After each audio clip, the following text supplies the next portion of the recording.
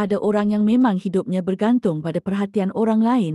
Kalau tiada yang memandang, dia rasa dirinya hilang. Di mana sahaja dia berada, pasti akan ada gelagatnya yang memualkan. Dengan sepenuh hati dan pelbagai cara dia buat untuk mendapatkan perhatian orang ramai. Di kedai makan, dia bercakap kuat-kuat, ketawa melampau, buat lawak bodoh, walaupun orang sekeliling rasa terganggu. Kadang-kadang mengusik pelayan wanita, kononnya nampak berani. Walhal menampakkan lagi kebodohan diri. Di pejabat, perangai sama berulang. Ketika orang lain sedang serius bekerja, dia suka menyampuk dengan gurauan tidak kena tempat. Ada yang membuat lawak lucah, menyebabkan rakan lain tidak selesa, sehingga kerap mencetuskan pergaduhan. Kononnya untuk menceriakan suasana, sedangkan ia menjatuhkan maruah diri sendiri. Ramai yang tidak sedar, di sebalik tawa kuatnya, gajah berlebihannya. Ada jiwa kecil yang dahagakan kasih sayang. Ketika kecil, mungkin dia membesar dalam rumah yang tidak tenang. Suara pertengkaran menjadi muzik hariannya.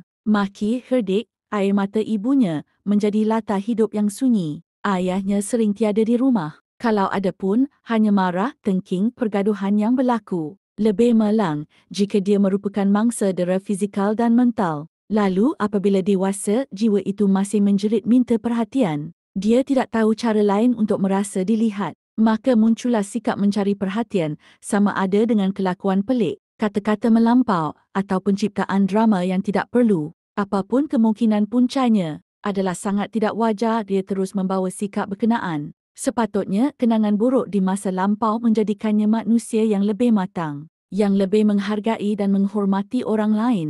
Bergurau tidaklah salah, tetapi membuat lawak bodoh, menjatuhkan air muka orang, ketawa dengan kuat dan melampau, cerita yang menjijikkan serta menyusahkan orang lain itu tanda rusaknya iman. Ingatlah sabda Rasulullah SAW, barang siapa yang beriman kepada Allah dan hari akhirat, hendaklah dia berkata yang baik atau diam. Hadis riwayat Bukhari dan Muslim. Manusia yang benar-benar dihormati tidak perlu mencari perhatian dengan gelak ketawa.